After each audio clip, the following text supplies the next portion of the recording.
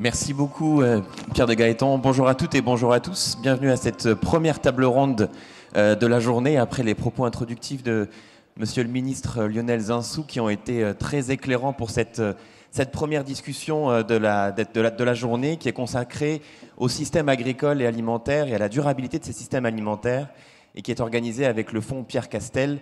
On va prendre quelques instants pour vous présenter ce fonds au travers d'une vidéo. Merci beaucoup.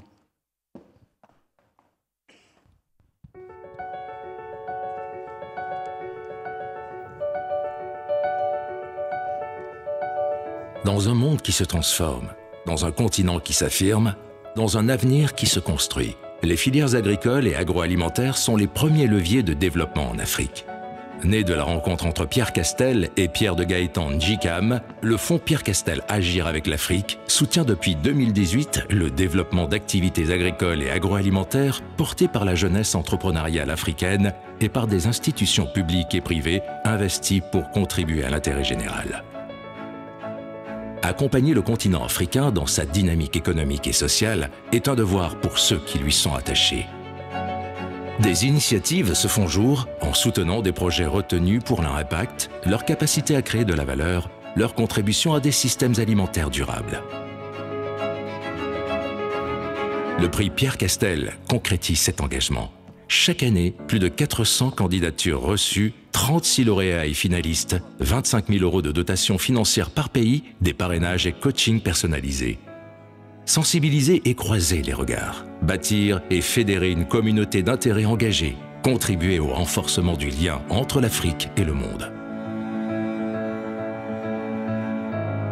La chaire sur les systèmes alimentaires et l'entrepreneuriat en Afrique est créée en janvier 2021, en partenariat avec des établissements d'enseignement supérieur d'agronomie en Afrique et en Europe. Elle a déjà formé près de 50 ingénieurs agronomes, a vu émerger des projets entrepreneuriaux, contribué à répondre aux défis de l'employabilité des jeunes, construit des partenariats publics, privés pour des systèmes alimentaires durables, telle est l'ambition de cette démarche novatrice. C'est aussi un partenariat avec le Centre du commerce international à Genève pour soutenir par la formation à distance des jeunes en Afrique. Le fonds Pierre Castel accompagne des programmes agricoles vivriers comme les femmes de Mouankou au Cameroun, la production de charbon organique en République démocratique du Congo et la redynamisation de la filière Atiéké en Côte d'Ivoire. Avec nos partenaires locaux, nous agissons ensemble pour soutenir l'entrepreneuriat agricole et la création de valeur.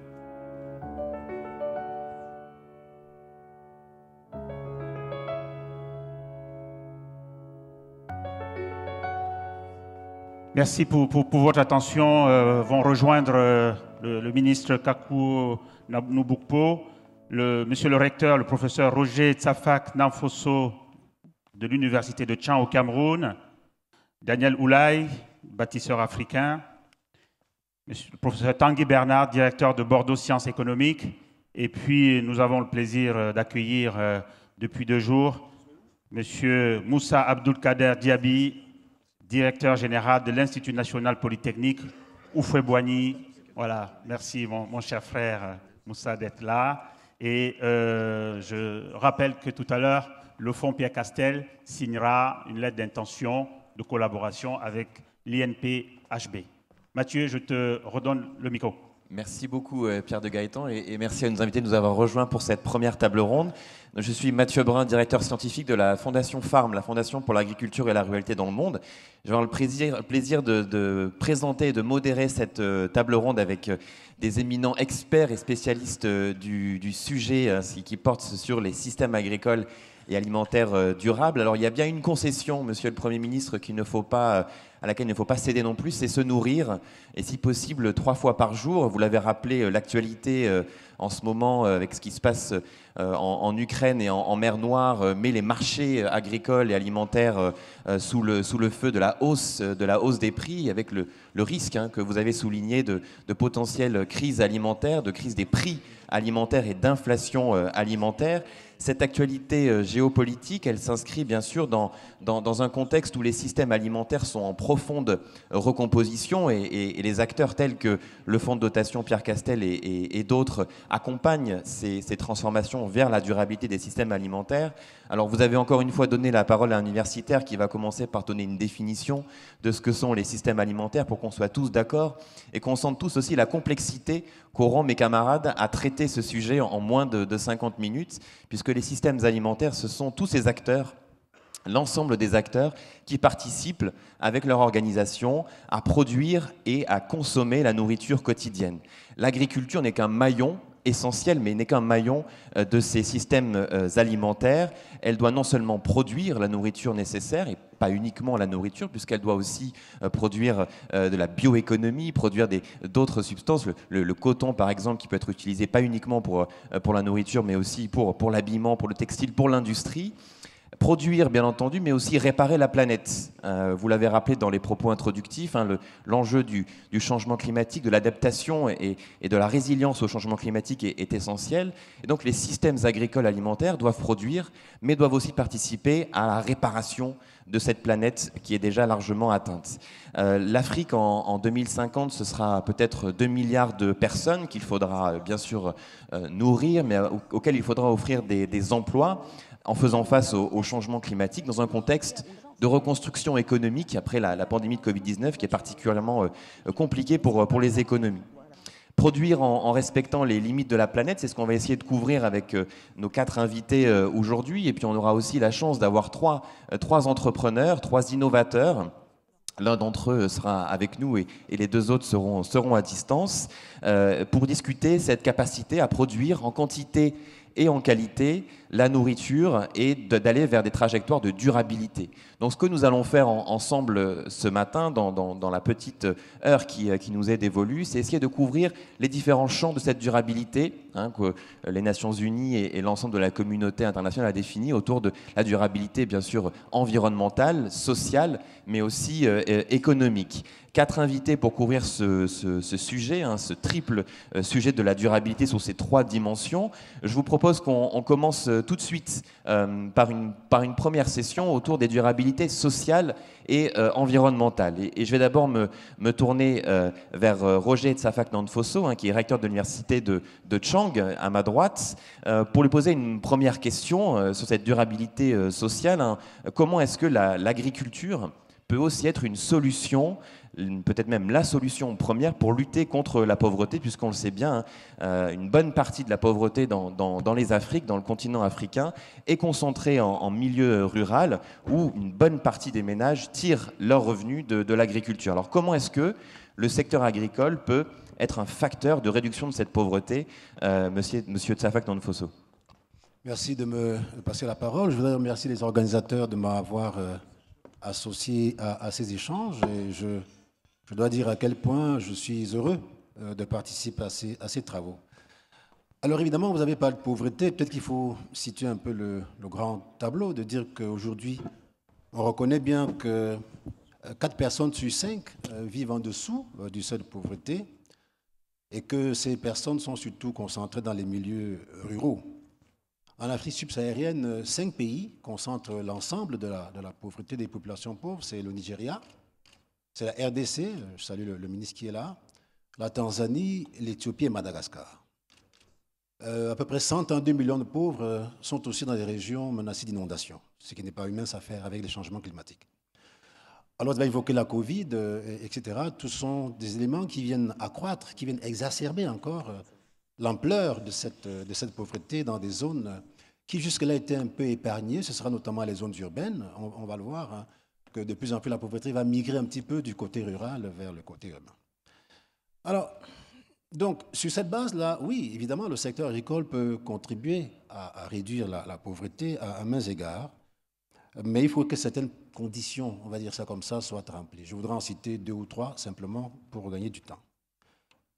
D'abord, je crois que c'est un puissant facteur de développement, mais qui a besoin d'un investissement massif dans le capital humain. Je crois qu'il faut investir sérieusement dans le capital humain, créer des emplois, et le secteur agricole est une clé de voûte fondamentale, puisque les 3/4 des pauvres en Afrique travaillent dans le secteur agricole, dans le secteur rural.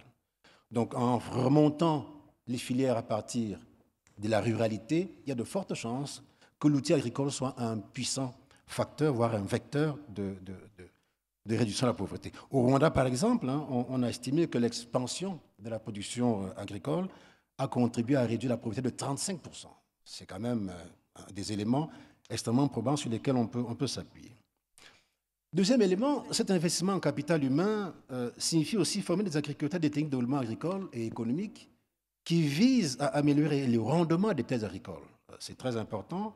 La productivité des terres agricoles en Afrique est très, très faible. Il faut véritablement qu'on relève ce niveau-là pour permettre d'avoir des niveaux de rendement qui puissent résoudre les problèmes soulevés.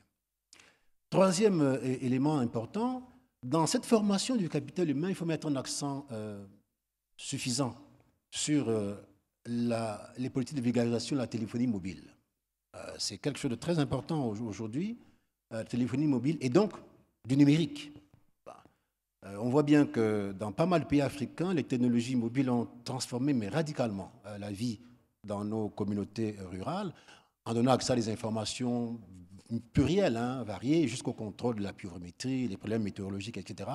Donc je pense que le téléphone est très important.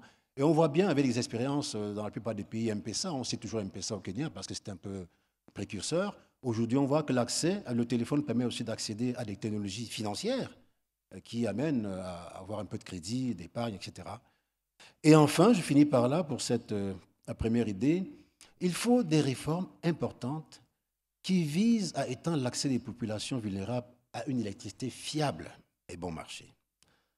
Il faut qu'on soit clair, hein, ce serait illusoire d'imaginer qu'il soit possible d'endiguer la pauvreté sans mettre fin à la pauvreté énergétique. Pour moi, c'est quelque chose d'important. Aujourd'hui, seul un Africain sur 3 a accès à l'électricité. Un Africain sur 3. Et en l'absence d'investissements gigantesques, la Banque mondiale estime à 40 milliards de dollars ces investissements-là, moins de 6 Africains sur 10 auront accès à l'électricité en 2030. C'est un défi gigantesque. Et quand j'écoute le Premier ministre Zinsou qui vient de s'exprimer sur ce capital immatériel que nous avons, le vent, etc., je me dis, tiens, on a peut-être une niche là qui peut nous aider demain. Merci. Merci beaucoup, Roger Tsafak Nanfosso. Je rappelle que vous êtes recteur de l'université de Tchang au Cameroun. Alors, je me tourne maintenant vers Moussa Diaby. Vous avez aussi, depuis votre casquette de directeur de l'Institut Polytechnique, l'Institut national polytechnique Félix Houphouët-Boigny, un regard sur ces enjeux de durabilité sociale, mais aussi d'emploi et de formation. On l'a rappelé juste avant, c'est un enjeu crucial pour l'avenir des systèmes alimentaires dans les Afriques. Mesdames et messieurs, merci Mathieu. Mesdames et messieurs, je voudrais d'abord commencer mon intervention en remerciant tout d'abord la Fondation Pierre Castel qui nous a adressé donc cette invitation à participer à ces journées nationales de diaspora africaine.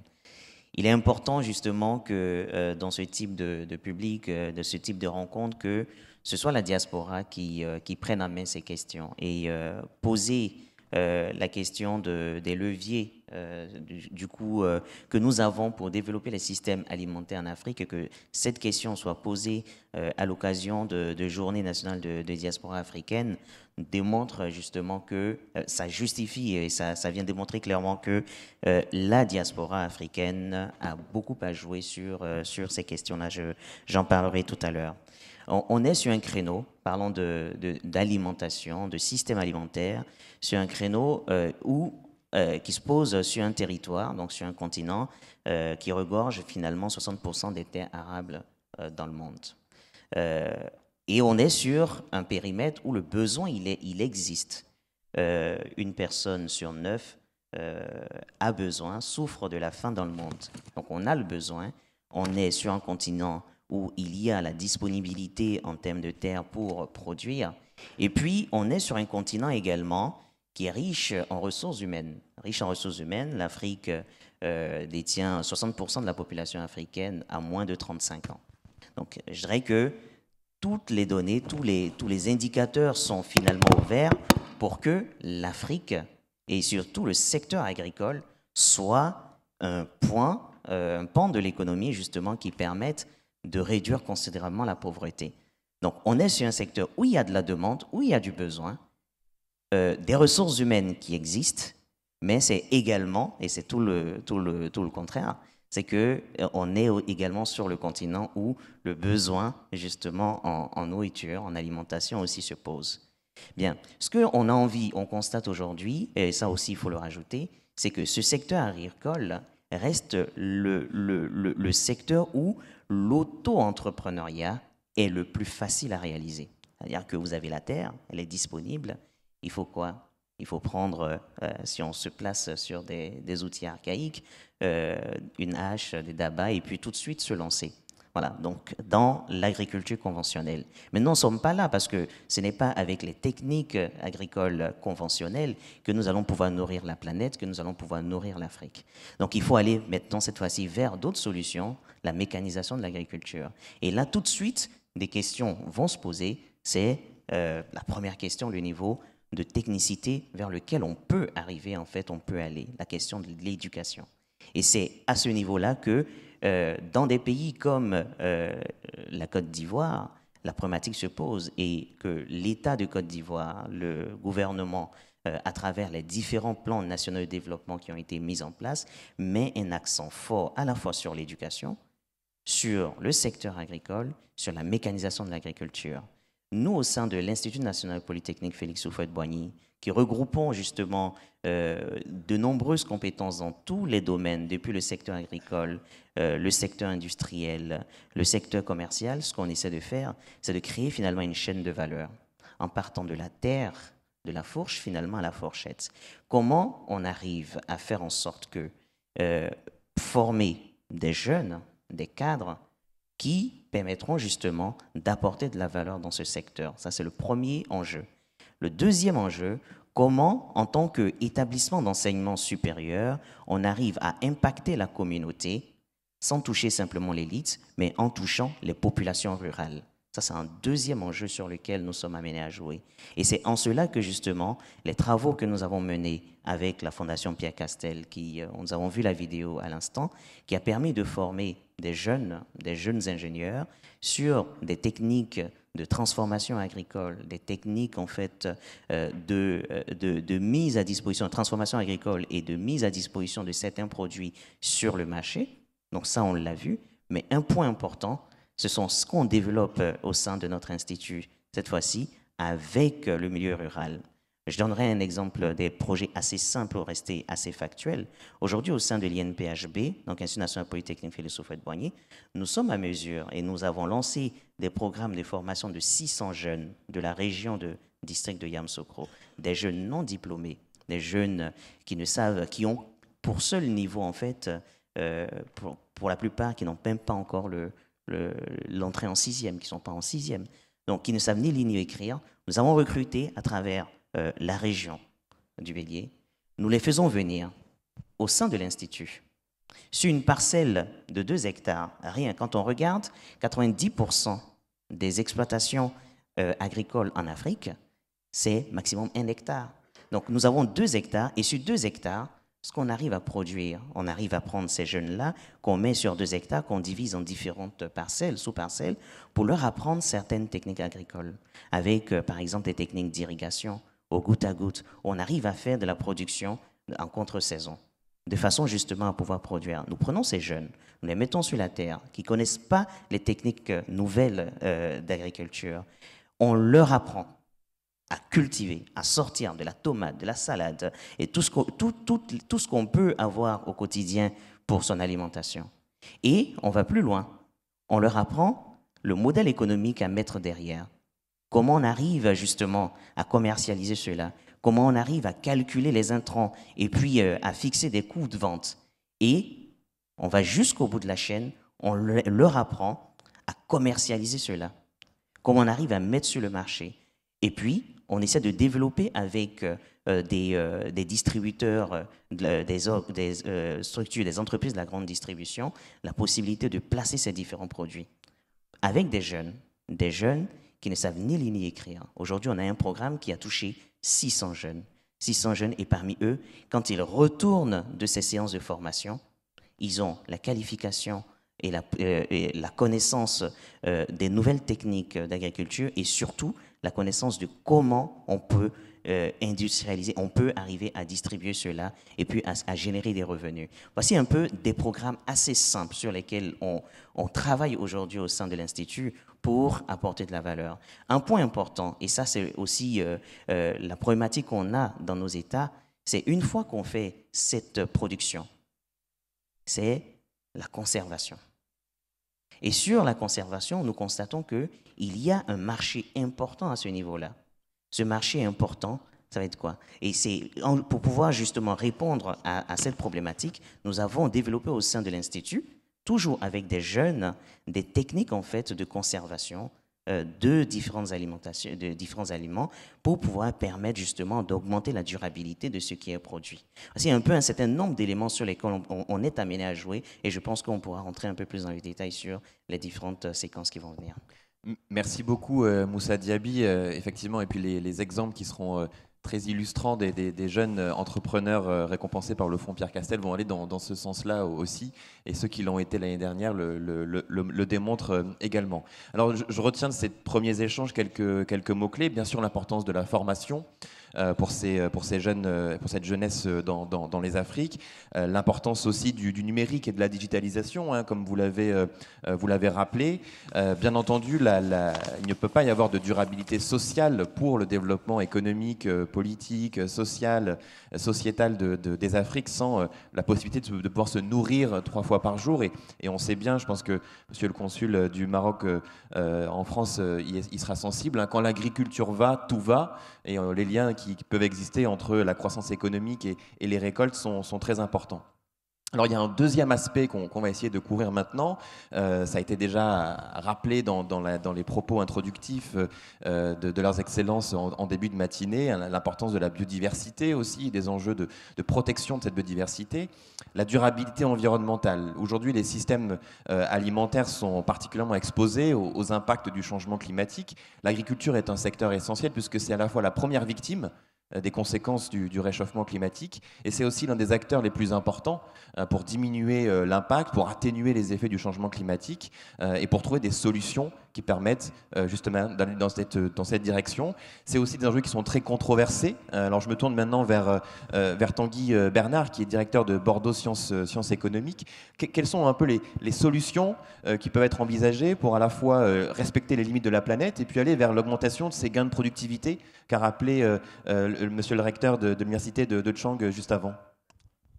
Oui, alors d'abord, je voulais également, comme mes collègues, remercier la Fondation Pierre Castel et puis l'organisation des JNDA en général pour ce type d'événement qui me semble fondamental pour discuter notamment du sujet de l'agriculture. J'ai beaucoup apprécié l'intervention du Premier ministre Zinsou, parlant de l'importance des technologies, l'importance de la modernité, etc., et des startups.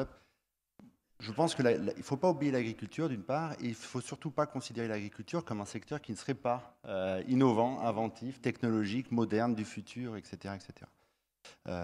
Alors, effectivement, je souscris à tout ce qui a été dit par mes prédécesseurs, et notamment si on voulait mettre un chiffre, les chiffres qui existent aujourd'hui, le meilleur chiffre en tout cas en termes de recherche, vous l'avez compris, je suis universitaire, et le meilleur chiffre qui existe aujourd'hui en termes de recherche, c'est que 1 euro de croissance dans l'agriculture génère 3 fois plus de réduction de la pauvreté qu'1 euro de croissance dans les autres secteurs.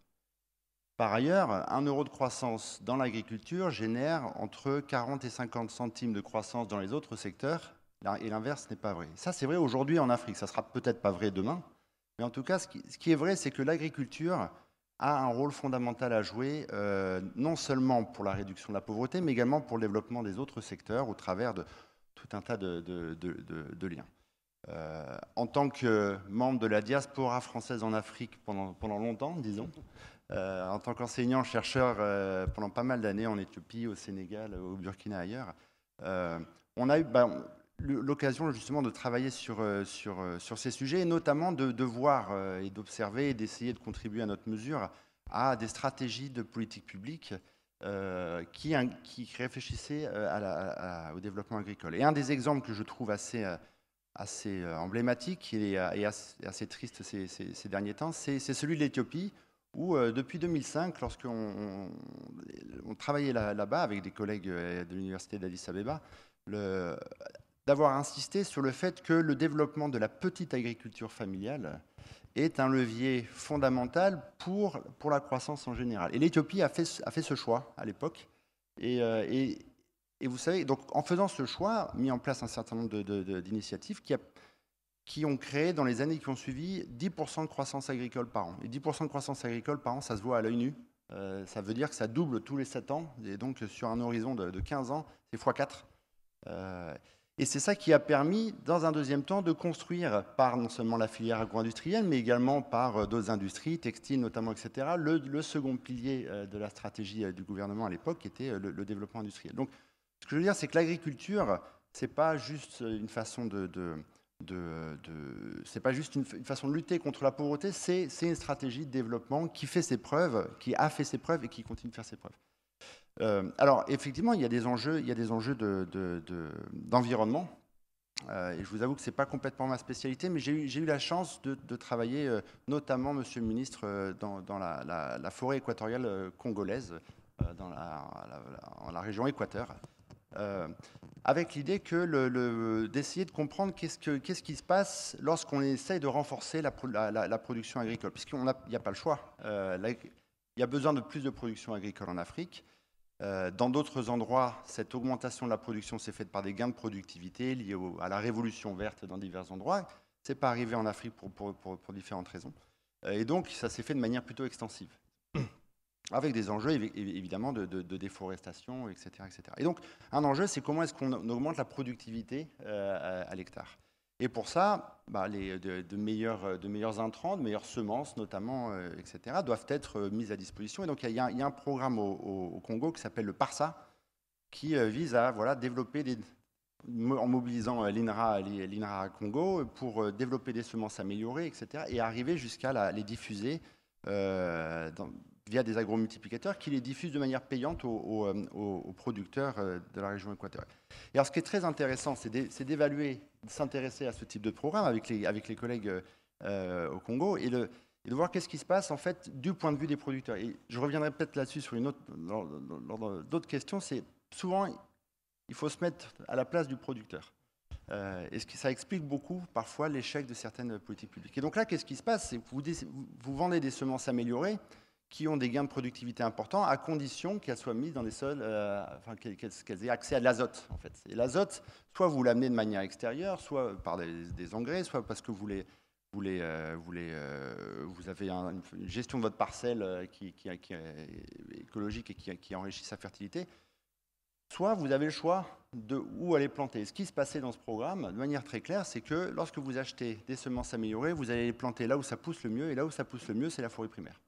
Et donc, il faut faire très attention à ça, parce que peut dire, on essaie de promouvoir la production agricole à juste titre, via les petits producteurs à juste titre, mais avec un enjeu effectivement, comme vous le disiez, Monsieur le Ministre, ça se passe dans le deuxième poumon de la planète, etc.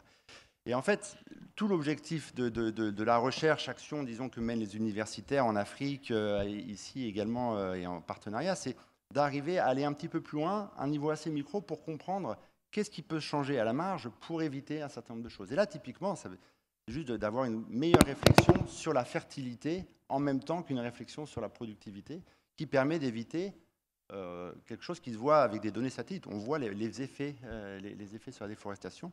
Voilà. Et donc, mon propos ici, c'est de ne surtout pas penser, en tout cas de ne pas avoir le discours que des gains de productivité seraient néfastes. Je crois au contraire qu'il faut absolument passer par là.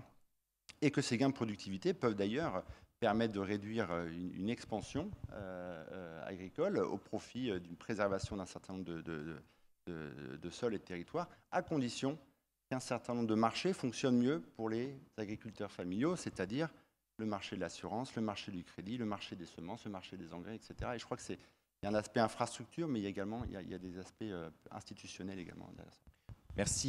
Merci Tanguy Bernard pour ce cours d'économie qui rappelle aussi l'importance du ruissellement, si on peut encore utiliser cette expression, et de comment est-ce que l'industrialisation peut aussi se passer par l'agriculture avec l'exemple éthiopien, et donc le grand pouvoir du secteur agricole. Mais on va peut-être pouvoir aussi aller un peu plus loin sur cette chaîne avec Kako Nubukpo, qui est commissaire au sein de l'UEMOA, commissaire à l'agriculture, à l'environnement et aux ressources naturelles, ancien ministre de la prospective. Donc peut-être qu'on va pouvoir se projeter aussi dans le temps pour réfléchir à l'ensemble de ces systèmes alimentaires. Juste avant, Moussa Diaby rappelait aussi l'importance d'aller du champ à l'assiette, de la fourche à la fourchette. Ça rappellera une stratégie européenne en cours aujourd'hui. Alors, comment est-ce qu'on réfléchit justement à cette durabilité sociale, environnementale, on va garder l'économique pour la fin de la table ronde, sur l'ensemble du système alimentaire et donc avec cet enjeu de création de valeur sur les filières agroalimentaires? Merci beaucoup. Je voudrais moi aussi remercier Pierre de Gaëtan. Et je voudrais vraiment, peut-être qu'on l'applaudisse si vous êtes d'accord, parce qu'une telle ténacité force le respect. Voilà.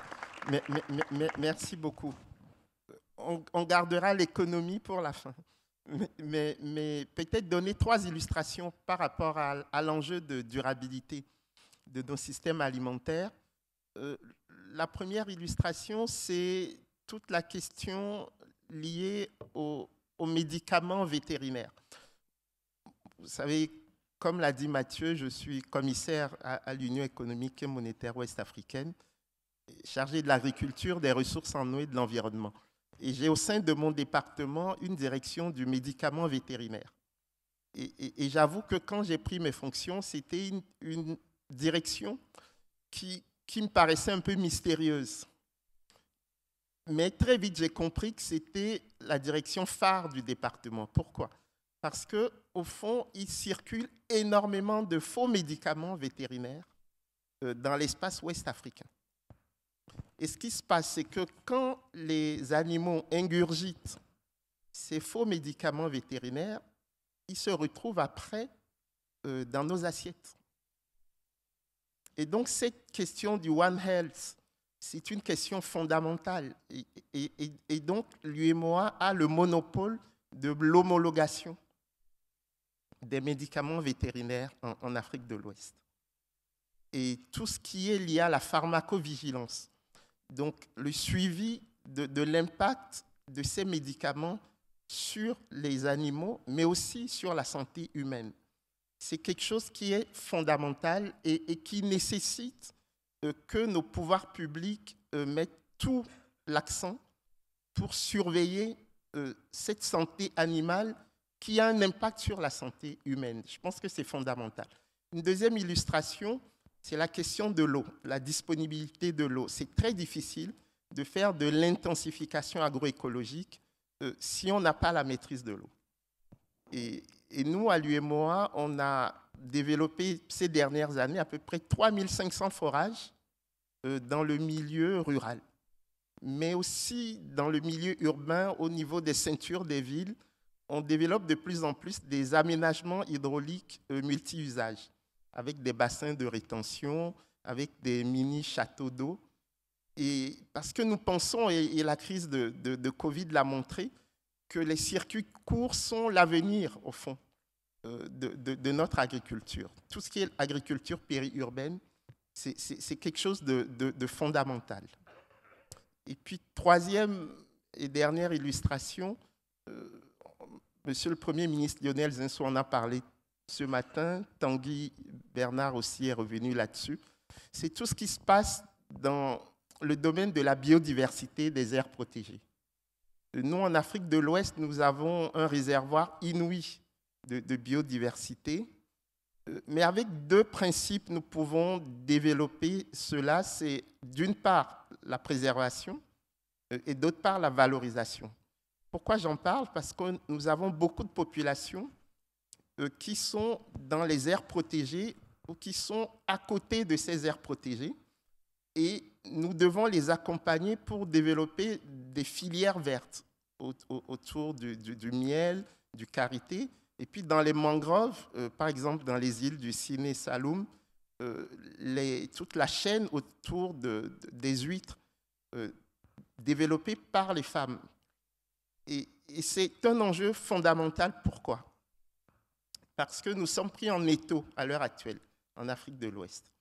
C'est-à-dire que le changement climatique, en particulier le réchauffement climatique, fait que les populations migrent vers le sud, vers les forêts humides et les mangroves. Mais de l'autre côté, pour moi qui suis d'un pays côtier, le Togo, on voit très bien l'érosion côtière. Une ville comme Lomé perd 5 à 10 mètres chaque année du fait de la montée de l'océan sur les terres. Ce qui fait que les populations ont tendance à aller vers l'intérieur. Okay? Une ville comme Lomé, la capitale du Togo, c'est 10% de la superficie du Togo, mais c'est 40% de la population togolaise. Donc, si vous avez d'un côté des populations sahéliennes qui tendent à descendre vers les forêts humides et les populations côtières qui tendent à monter, eh bien, vous avez un étau. Et c'est pour cela que la question écologique pour nous, ce n'est absolument pas du luxe, c'est l'urgence. J'ai écrit un ouvrage il y a quelques années intitulé « L'urgence africaine ». Eh bien là, c'est une illustration d'une urgence africaine. Pour l'instant, j'aimerais rester là et puis tout à l'heure, on reviendra sur des questions peut-être plus macro. Merci. Merci Kakonou Boukpo. Et vous avez commencé à parler de miel et on en rediscutera tout à l'heure avec Christelle Veringa qui sera avec nous en visioconférence pour présenter ses projets entrepreneuriaux.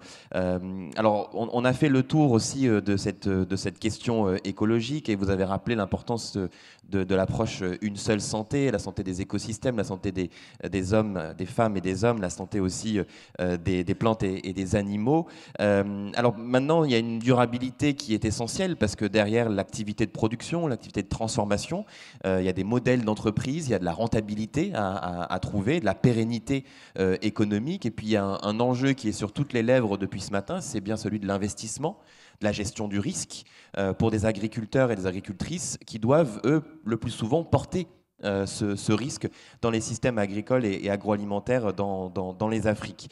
Le développement des villes, hein, vous avez rappelé avec l'exemple de Lomé, est absolument énorme. On a de plus en plus de mégalopoles, voire même parfois de monstropoles qui grossissent et qui grignotent aussi les terres agricoles. La question se pose aujourd'hui de savoir s'il n'y a pas un chantier prioritaire autour du financement de cette agriculture. On en parle depuis déjà de nombreuses années, mais c'est bien un terrain rêvé. Monsieur le Premier ministre cherchait et énonçait ces terrains rêvés du financement. L'agriculture en est un, Tanguy Bernard l'a rappelé tout à l'heure. Peut-être qu'on peut, chacun votre tour, essayer de discuter cet enjeu de durabilité économique des systèmes agricoles et agroalimentaires, en parlant d'enjeux liés à la structuration des filières également, à la création de valeur. Peut-être aurons-nous l'occasion de discuter aussi des chaînes de valeur locales, régionales et internationales, puisque les productions africaines s'insèrent dans des chaînes de valeur mondiales. On va peut-être pouvoir essayer de caractériser ça avec une visée aussi prospective sur le futur des Afriques. Je redonne la parole à Roger Tsafak Nanfosso, hein, qui, je le rappelle, est recteur de l'université de Tchang au Cameroun. Cette durabilité économique, comment est-ce qu'elle se pose et en quoi est-ce que c'est aujourd'hui un chantier prioritaire ? Merci de me redonner la parole. C'est un chantier prioritaire, je pense, parce que les importations sont massives en Afrique, au sud du Sahara. Les importations africaines ont cru de manière très importante ces 20 dernières années, importations de produits alimentaires, j'entends, et la facture d'environ 10 milliards de dollars au début de 2000 frôle aujourd'hui les 45 milliards de dollars. Donc c'est énorme. Il faut trouver un moyen pour que les productions locales ou localisées puissent progressivement remplacer ce que nous importons. On m'a parlé de l'enjeu de l'augmentation de la productivité, c'est un enjeu évident, mais il faut que cette augmentation de la productivité s'accompagne de beaucoup de transformations. On a évoqué cela, la transformation, les problèmes de conditionnement. Parce que ce qu'on observe, c'est que la difficulté de nos productions et de nos producteurs à remplacer de manière efficace ce qui est importé vient parfois de la présentation même de ces produits. À l'évidence, si on récolte des produits juste après récolte, les commercialiser, ça n'est pas simple, notamment dans les agglomérations, notamment dans les villes. On a besoin d'une transformation, d'un conditionnement pour que les efforts de nos agriculteurs, de nos éleveurs, puissent correspondre à la demande, aux habitudes alimentaires dans les villes aujourd'hui. Ça n'est pas simple. Les problèmes de conditionnement, de découpe, de présentation, de marketing, de merchandising, ce sont des choses que nous sommes appelés, en tant qu'universitaires, à mettre en évidence dans les différents enseignements que nous faisons pour accompagner les agriculteurs, quelle que soit leur importance. Et c'est peut-être ici que je voudrais saluer la pertinence de la chaire Pierre Castel que l'Université de Chang, que j'ai l'honneur de diriger, abrite avec fierté, ainsi que Yamoussoukro et Bordeaux Supagro ici, qui est une idée géniale qui vient de la Fondation. Mais surtout, ce que nous observons, en tout cas à Chang, j'imagine que c'est pareil ailleurs, ce que nous observons, c'est que les projets d'entreprise des jeunes hommes et femmes, j'ai entendu tout à l'heure l'accent qui a été mis sur les femmes, je voudrais confesser effectivement que beaucoup de jeunes que nous sélectionnons et que nous incubons dans le cadre de cette chaire sont des jeunes filles plutôt, hein, et qui font un travail mais remarquable, il faut le souligner. C'est vrai, c'est très vrai. J'imagine que ça va être pareil à Moussokro aussi, hein, ouais, qui font un travail remarquable. Alors, ce qu'on observe, c'est que la problématique de la transformation et du conditionnement des produits est vraiment une problématique en vigueur chez ces jeunes-là. Beaucoup ont des idées de transformation de tout, hein, noix de cajou, banane, tout ce que vous voulez en Afrique, mais surtout transformer et présenter cela de manière à ce que ce soit consommable dans les villes, que ce soit facile à acquérir, à acheter, etc. C'est important. Et on voit que parmi ces jeunes-là que nous incubons, dans le cadre de la chaire Pierre Castel, beaucoup ont non seulement des idées d'agriculture, donc de plantation, etc., beaucoup pensent à des start-up pour créer des machines agricoles. Et ça, c'est un tournant important. L'idée, ce n'est plus de voir comment on va importer des machines agricoles d'Europe et aujourd'hui de Chine notamment, ou de Turquie, mais c'est de voir comment, à l'intérieur de nos pays, avec le matériau qui existe, notamment dans le secteur informel, comment les jeunes filles, comment les jeunes hommes que nous incubons peuvent s'emparer de ce matériau-là de manière extrêmement basique, hein, mais produire une décortiqueuse de maïs, une essoreuse de ceci, vraiment des choses très très simples, mais qui sont d'une redoutable efficacité en termes d'augmentation des rendements et en termes d'augmentation de la productivité. Donc, je voudrais saluer le travail de la chaire Pierre Castel que nous faisons, qui permet donc à ces jeunes-là d'adresser ces problématiques de manière très claire. Un autre point important, c'est la question des pertes post-récolte. Alors, en Afrique, c'est un enjeu majeur. Vous avez des familles, des agriculteurs qui arrivent à faire un travail formidable, mais on ne peut rien faire avec, parce qu'il y a des difficultés en termes d'infrastructures d'écoulement, de transformation, je l'ai dit, de modification, etc., et qui font que finalement les pertes post-récolte sont énormes en Afrique, et ça crée de gros problèmes dans la manière dont on peut promouvoir le développement. Il faut donc des politiques de réduction de ces pertes post-récoltes de manière forte. On a pris l'exemple du riz. Récemment, nous avons étudié la question du riz et on a évalué que l'usage des machines appropriées pour son usinage pouvait réduire complètement les pertes enregistrées dans les rizières en Afrique, dans tout le continent, en Afrique subsaharienne, et faire gagner à peu près 410 millions de dollars par an. C'est quand même énorme, rien que les pertes post-agricoles. Donc là, on a un enjeu qui nous interpelle tous pour faire en sorte que nous nous y mettions afin de favoriser ce qui peut être fait dans ce sens-là. Enfin, je voudrais terminer en disant que, et ça, je crois que M. Tanguy l'a évoqué, la nature de l'activité agricole expose nos producteurs des risques importants. On a des risques d'inondation, des risques climatiques, risques d'épidémie, etc. Dans nos pays, on a par exemple vu que l'apparition de la grippe aviaire et de la peste porcine a été quelque chose d'extraordinaire, hein, qui a vraiment décimé des cheptels entiers et qui a encore appauvri ces populations-là de manière forte. Je pense que là, on a besoin que les jeunes soient protégés. Et donc, on met en place, je ne sais pas comment, dans le secteur privé comme dans le secteur public, des mécanismes d'assurance pour ces jeunes-là, dans ce domaine-là, pour éviter que le fait de devenir moto-taxi soit une alternative pour eux, quoi. On en a un peu marre en Afrique de voir nos jeunes parfois bien formés qui rentrent dans ce secteur-là parce que peut-être l'alternative du secteur agricole n'a pas été bien prise en charge en matière de risques qu'ils courent et de protection qu'on peut leur donner. Merci. Merci beaucoup. Il est intéressant de noter que les enjeux de renouvellement des générations en agriculture dans les Afriques se posent dans des termes assez similaires, en tout cas avec des défis similaires sur les pays européens. Professeur, vous avez fait une transition parfaite pour ensuite donner la parole à Tanguy Bernard qui a travaillé, vous avez travaillé sur l'enjeu de l'accès pour les petits producteurs à des marchés rémunérateurs. Est-ce que justement dans cet enjeu de gestion des risques et de financement, quelles peuvent être les politiques à mettre en œuvre et quels peuvent être les accompagnements aussi du secteur privé dans cette direction? Oui, alors Effectivement, on est dans une situation où il y a une sorte de déconnexion entre, d'une part, beaucoup de producteurs agricoles, et souvent sur des petites tailles d'exploitation, et d'autre part, une demande avec une demande urbaine, avec des classes moyennes qui augmentent et qui demandent des prix, mais également de la qualité. Et la question, c'est comment est-ce qu'on arrive à faire cette connexion? Alors, la première question, d'abord, c'est est-ce que le fait que l'agriculture soit des petites fermes est en soi souhaitable? Je pense qu'à terme, les choses vont évoluer, l'agriculture va se consolider, les fermes vont grandir, etc.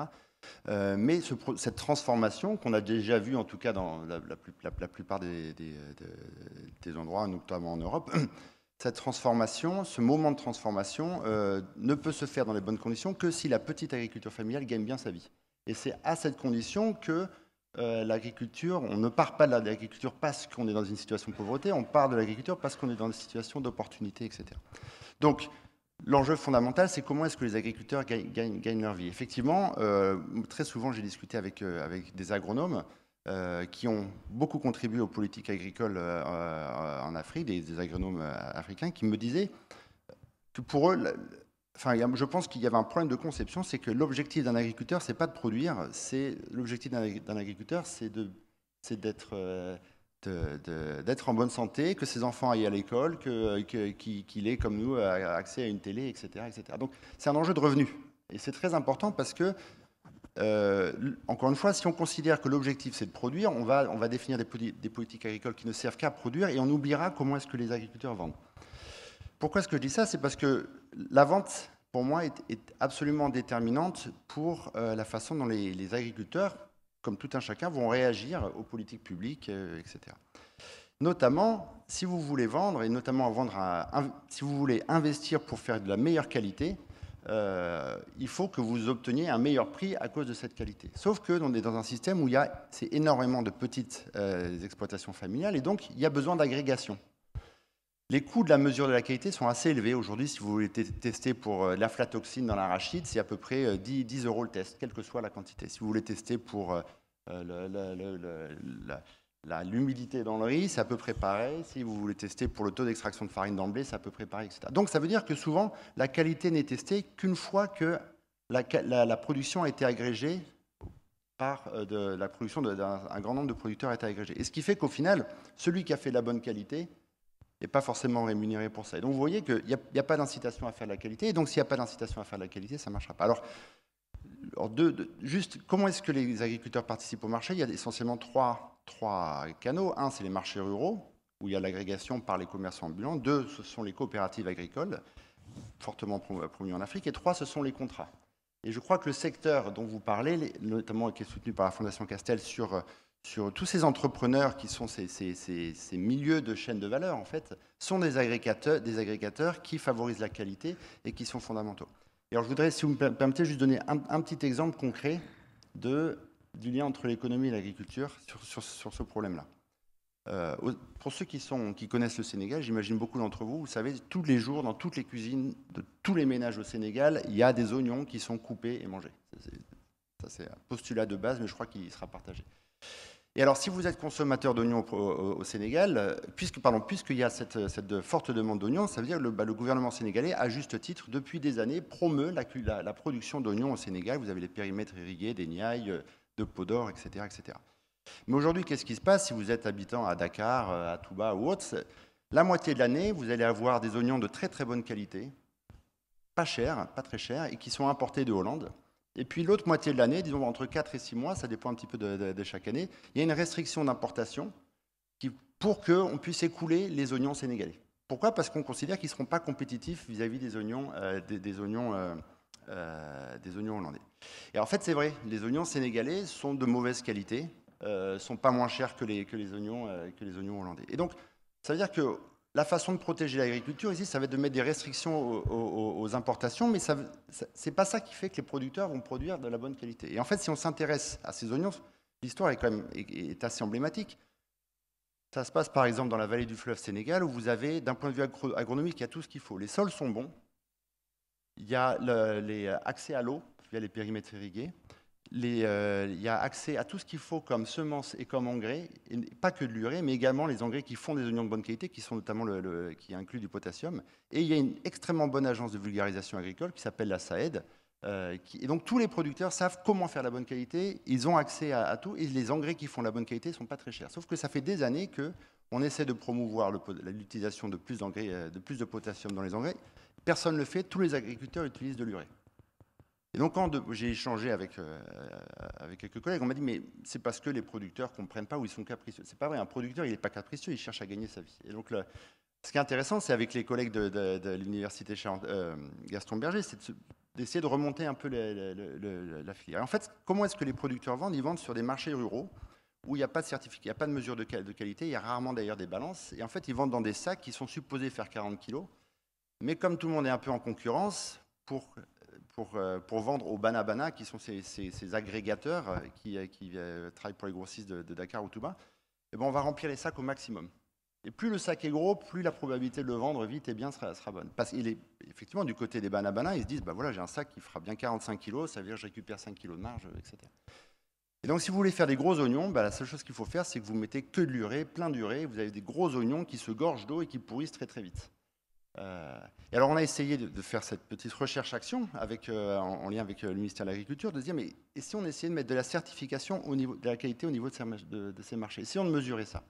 Et donc, avec l'université Gaston Berger, on teste ça, et puis on annonce en avance que cette année, dans tel endroit, dans le département de Pau-d'Or, on va mettre en place de la mesure de la qualité avant agrégation. Et soudainement, 60% des agriculteurs, en ayant cette information, passent aux engrais avec du potassium, parce qu'ils savent que la qualité va être rémunérée. Et puis, derrière, on voit qu'en plus, cette qualité a été rémunérée, les revenus ont augmenté, etc. Donc vous voyez, ce que je veux dire, c'est que c'est parfois intéressant de s'intéresser à des niveaux très micro de qu'est-ce qui ne marche pas. Et parfois, l'intervention est assez légère. Et je veux juste finir par une note moins positive, c'est que ce système qui a fait ses preuves, ce n'est pas en laboratoire, c'est sur le terrain, fait ses preuves et discontinué dans les années futures, parce que du côté des commerçants, au final, ça ne les arrangeait pas tant que ça. Et donc, au bout d'un moment, vous savez comment se passent les débats pour la mise en place de politiques publiques. Voilà, il y a des relations, des enjeux, des lobbies, etc. Et donc, au final, cette chose-là est disconnectée. Et je crois qu'un des gros enjeux, parfois, c'est il y a des investissements massifs qui sont nécessaires, il y a de l'investissement dans la technologie. Parfois, c'est également d'aller comprendre quelque chose. Et une politique publique assez légère peut avoir un effet très fort. Et en l'occurrence, pour éviter aux consommateurs sénégalais de manger des mauvais oignons 6 mois de l'année. Voilà. Merci, ça nous met presque en appétit, vu l'heure qui commence à avancer. Alors on a fait un voyage entre les échelles, de l'échelle macro, avec les questions de marchés internationaux, les concurrences de production qui viennent de plus loin, notamment le fameux oignon hollandais. Puis on est allé vers les politiques micro. Je voudrais qu'on revienne justement sur ces politiques macro avec vous, Kakono Boukpo, parce que est-ce qu'il n'y a pas justement, depuis votre regard de l'UEMOA, et puis aussi avec votre casquette de chercheur et d'analyste, est-ce que ces politiques publiques macroéconomiques, elles sont adaptées au développement du secteur agricole et des filières agroalimentaires aujourd'hui? Oui, à mon avis, il faudrait faire 5 choses, mais vraiment rapidement, parce que nous n'avons pas beaucoup de temps. Mais c'est important qu'on en parle, parce que le Premier ministre Lionel Zinsou a insisté là-dessus. Nous sommes à la veille d'une crise alimentaire majeure en Afrique. Les prix des intrants n'ont jamais été aussi élevés depuis 30 ans. Et les pays ouest-africains qui produisent des intrants ne les vendent pas aux autres. En Afrique de l'Ouest, c'est le Nigeria qui produit de l'urée, mais le Nigeria préfère vendre son urée au Brésil plutôt qu'à ses voisins, parce que ça lui ramène des devises. Okay. Mais donc, nous sommes vraiment dans une situation d'urgence absolue. Les 5 choses qu'il faut faire, parce que ce que nous pouvons tirer comme leçon de ce qui se passe aujourd'hui, c'est que nous devons absolument aller à la souveraineté alimentaire. Okay. La première chose à faire, on en a déjà parlé, c'est continuer à enrichir le référentiel technique. Monsieur Moussa Diaby en a parlé tout à l'heure, la hausse de la production en Afrique de l'Ouest, c'est plus le fait de l'extension des superficies que de la hausse des rendements.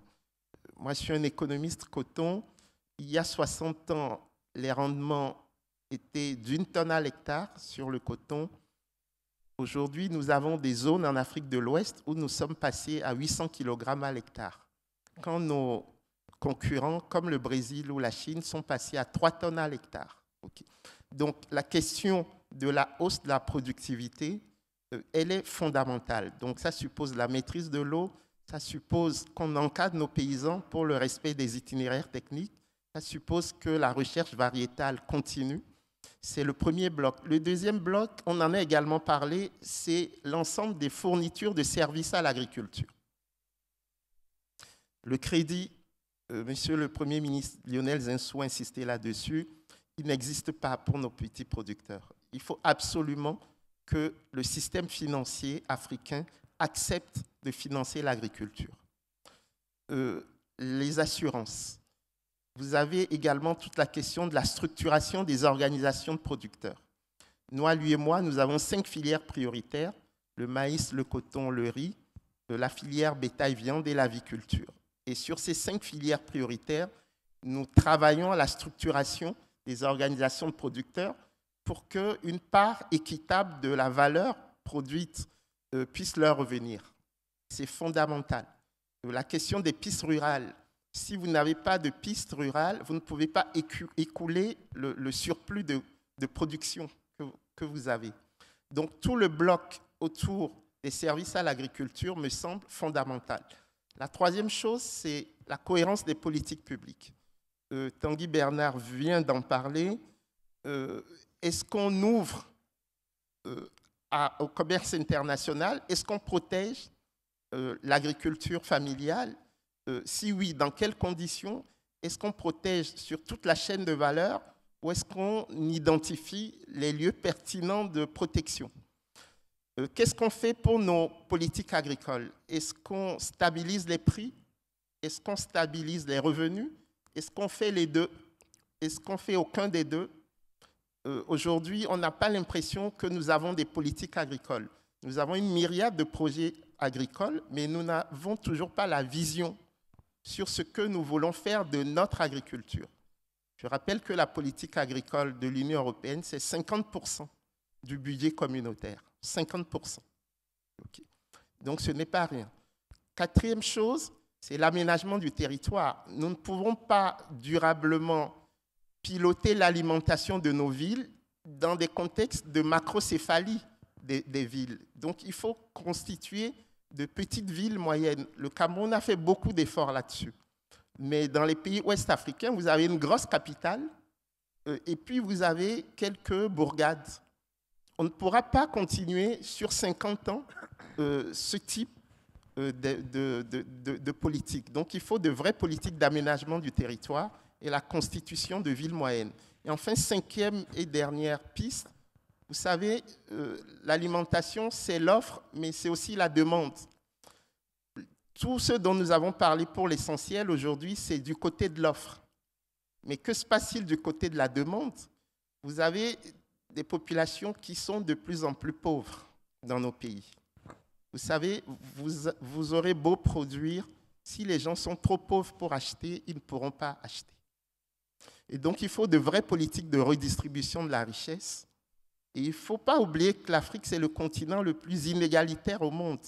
On a des niveaux d'inégalité interpays aussi élevés qu'en Asie, mais nous avons en plus des niveaux d'inégalité intrapays aussi élevés qu'en Amérique latine, où vous avez les phénomènes de latifondia qui coexistent avec les phénomènes de paysans sans terre. Donc, ce cinquième point me paraît fondamental, c'est la redistribution équitable des fruits de la croissance. Merci. Merci beaucoup. Merci Kako pour ces 5 points qui vont inspirer, j'en suis sûr, les décideurs. Pour finir cette table ronde, je me tourne vers vous, Moussa Diaby, parce que je sais aussi que dans les JNDA, il y a le mot D et que vous avez un rôle très important dans la diaspora ivoirienne. comment est-ce que en quelques minutes, même un peu moins que quelques minutes, parce que le temps file, on peut aussi mettre en marche cette diaspora pour aller vers la transformation qui a été appelée dans les vœux des différents participants de cette table ronde? Très bien. Donc, on arrive sur la question de la diaspora. Je crois que Tanguy Bernard parlait de l'expérience du Sénégal sur l'oignon sénégalais qui était de pas très bonne qualité et qui, avec l'interdiction justement des oignons importés. Nous, en Côte d'Ivoire, on constate quelque part, et je pense que ça doit être la même chose qui doit être partagée dans plusieurs pays d'Afrique, c'est que les produits locaux, qui sont censés être des produits de grande consommation, on les retrouve ici dans les marchés en Europe.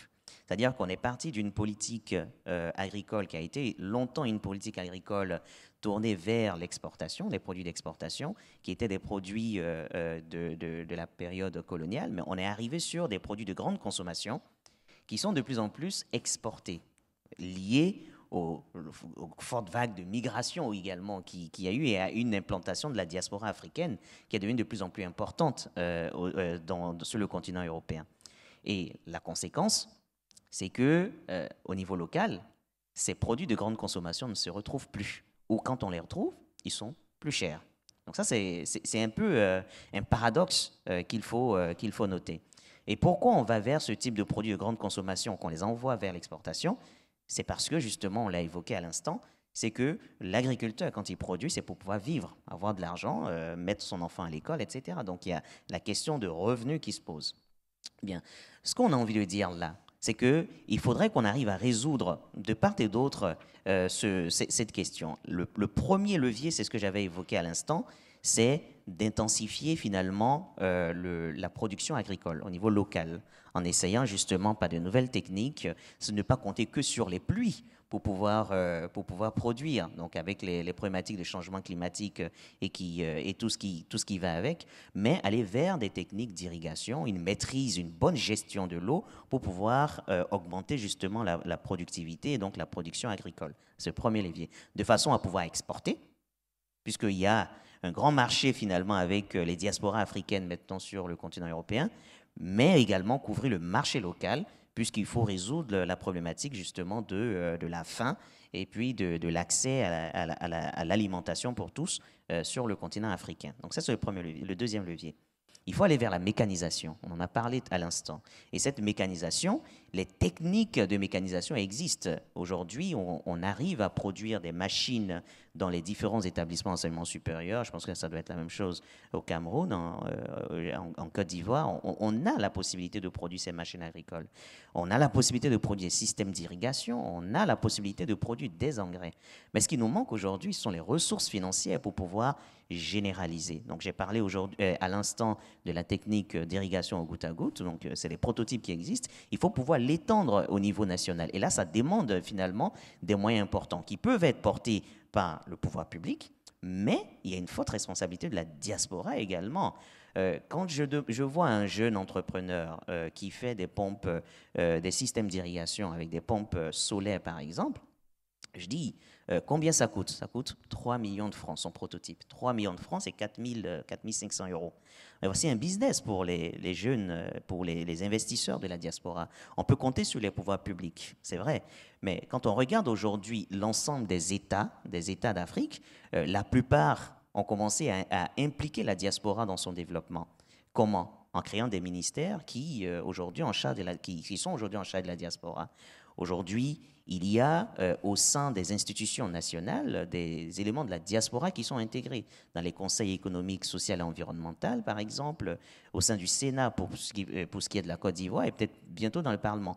Dans le tissu économique en termes d'investissement, aujourd'hui, les pouvoirs publics viennent rechercher la puissance économique de la diaspora pour pouvoir investir.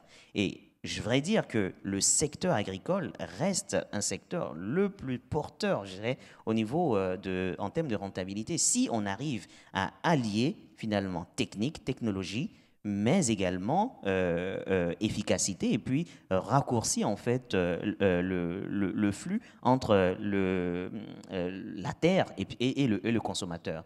Avec tous les investissements qui sont faits au niveau national en termes d'infrastructure, pour ce qui est de la Côte d'Ivoire, je pense qu'aujourd'hui, on arrive à un carrefour où, certes, le pouvoir public peut accompagner dans l'investissement dans le secteur agricole, mais il faut une forte implication des diasporas africaines sur cette question-là pour se réapproprier la terre et puis investir. Parce que des jeunes, pour pouvoir le faire sur place, il y en a. Ce qui manque, ce sont les euros qu'on doit faire venir de la France, de l'Europe, pour pouvoir les mettre en œuvre, en réalisation. Voilà. Merci, merci beaucoup Moussa Diaby. On va tout de suite partir pour discuter avec celles et ceux qui entreprennent en duplex, et je vais demander tout de suite aussi à Daniel Oulaye de nous rejoindre sur la scène. Messieurs, restez avec nous. On va voir qui est avec nous. Je pense que c'est certainement Christelle Veringa et Florence Bassonneau depuis la République démocratique du Congo et depuis le Burkina Faso. On va discuter avec eux de ces jeunes innovateurs, de ces jeunes entrepreneurs et entrepreneuses. Alors, qui est-ce qui est avec nous pour commencer cette séquence de présentation, comme vous en aurez toute la journée avec les entrepreneurs et les entrepreneuses. Et nous saurons dans quelques instants qui va commencer. Alors, je vais commencer tout de suite avec vous, Daniel. Je vous laisse attraper un micro si vous n'en avez pas. Ah, très bien, merci. Et on aura ensuite Christelle et Florence qui vont nous rejoindre. Alors, en quelques minutes, puisque le temps file, je vous laisse nous présenter votre projet et comment est-ce qu'aussi il répond à tous ces enjeux qui ont été abordés par les participants de la table ronde. D'accord, je suis Daniel Oulaye, je viens de la Côte d'Ivoire. Je voulais juste vous partager où tout a commencé. Nous étions en 2015, je venais juste de finir mes études d'ingénieur agronome et j'ai un ami qui s'était lancé dans la production du céréal, le maïs, dans le nord du pays. Et il a bénéficié de mes conseils parce qu'il avait envie de faire un système de polyculture. Donc, on l'a encadré pour associer donc, la production du céréal aux légumineuses pour lui permettre donc, d'avoir un meilleur rendement. Et 6 mois après, il m'a appelé pour me donner les résultats de sa production. Et non seulement il a eu un rendement au-dessus de la moyenne, et l'association lui a permis aussi d'avoir 2 récoltes en an sur la même parcelle. Fin 2016, j'ai appris que cet ami essayait de regagner l'Europe par le bateau. Il n'est jamais arrivé. J'ai voulu m'intéresser à ce qui s'était vraiment passé parce que c'était un jeune homme brillant et son activité se passait très bien. En réalité, après sa récolte, il n'a pas pu vendre correctement son produit. Il n'avait pas accès au marché. Les problèmes de route faisaient que les producteurs éloignés de la capitale, au nord ou à l'ouest de la Côte d'Ivoire, n'ont pas la possibilité donc de couler leur production sur le marché de masse et sont obligés de les vilibander à des prix dérisoires dans des marchés de proximité. Il était endetté.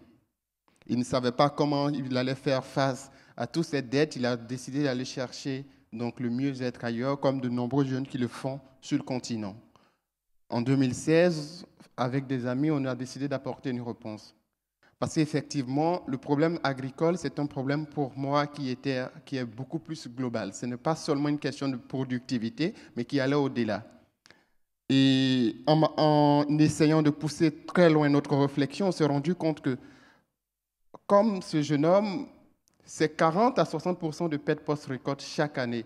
Et c'est essentiellement en Afrique de l'Ouest, et beaucoup plus en Côte d'Ivoire, dans le nord et à l'ouest.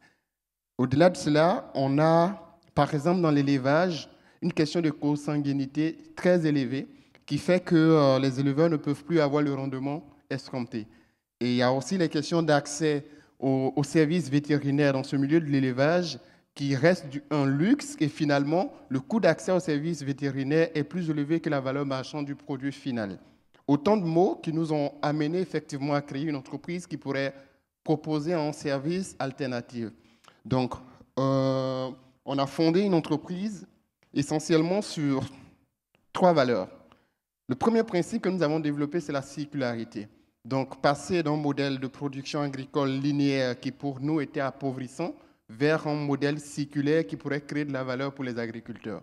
Qu'est-ce qu'on a fait? Dans nos zones de production, on a créé une synergie entre agriculture végétale et agriculture animale. Donc, en installant des moulins de proximité qui transforment des invendus de céréales en aliments pour le bétail.